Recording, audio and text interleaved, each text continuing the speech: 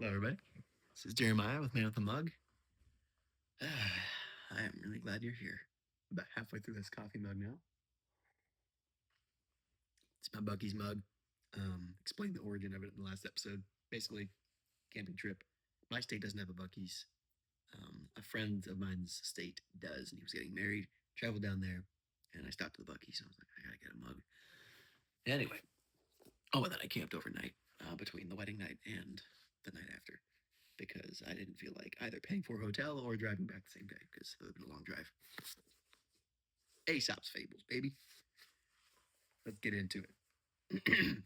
This one's a pretty short one. They're all short. I shouldn't even say that this one's short in particular, but this one's called The Bat and the Weasels. There's no illustration for this one.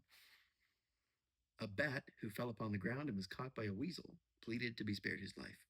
The weasel refused, saying that he was by nature the enemy of all birds.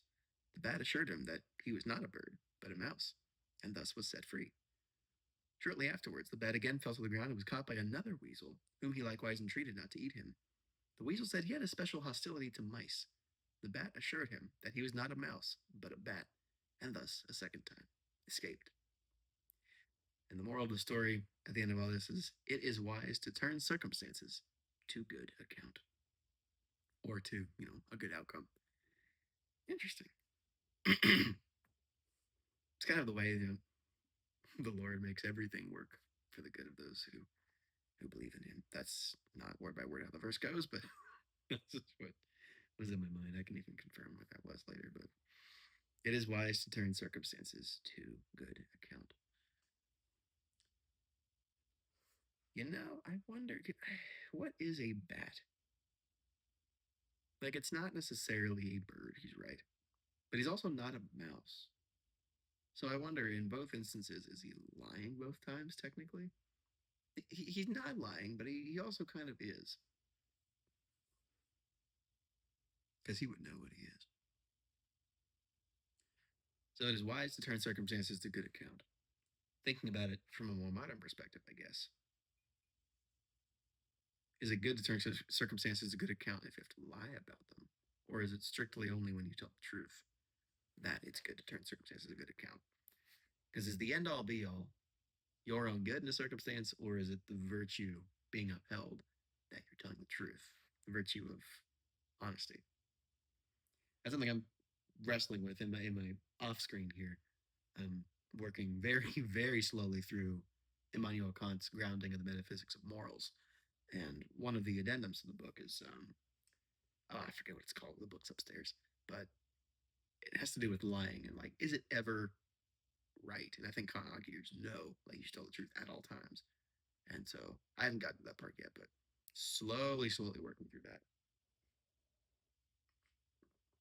And so I can't help but looking at this and start to think of the moral implications of it. But I mean, there's general practicality here. If you're able to turn your circumstances to something good, then weigh that option and do it. And I think there's always a way.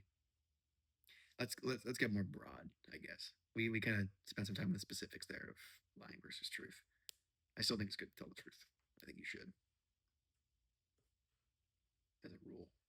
It's a good virtue, is honesty. But more generally, I think a broader message could be every situation has a silver lining. And that sounds cliche and that can sound kind of naive. And I can hear people going like, do you know what I'm going through? Like, would you say the same thing if you were going through XYZ? And that's a fair question. Everyone's going through something super difficult. Everyone's fighting battles that we don't know the details of and really couldn't even fathom sometimes.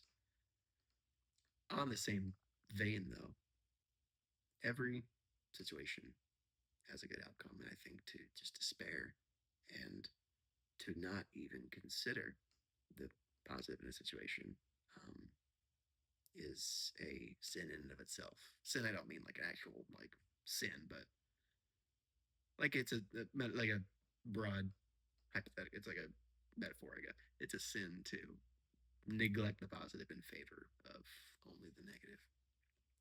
And it can sound naive. I'm trying to rectify those two polarities, positive and negative. It's important to hold both. There's a saying is to prepare for the worst but hope for the best. That's generally a pretty wise way to live, because if the worst comes and you're not prepared, then you're more blindsided. Um, but if you only prepare for the worst and don't hope for the best, then you're just miserable, more miserable than you would be normally. And human beings have a very, very wide capacity for hope. That's what's gotten us through the last thousands of years, I think, is an element of hope. Hope in something, hope in the future, hope in God, hope in a higher purpose in ourselves. We all have a hope of some kind. And what's your hope? What do you live for? Even if you've forgotten it, even if you're going through a really, really difficult time in your life, there is still a hope of something somewhere. What is your hope? And I want you to think about that today, because that hope can turn any circumstance to good account.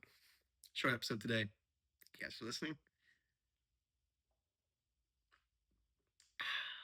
That's good coffee, man. Thank you again for tuning in. I will see you guys next time. And again, I'm really glad you're here. I already said we'll see you next time, so I will say it a third time. We'll see you next time.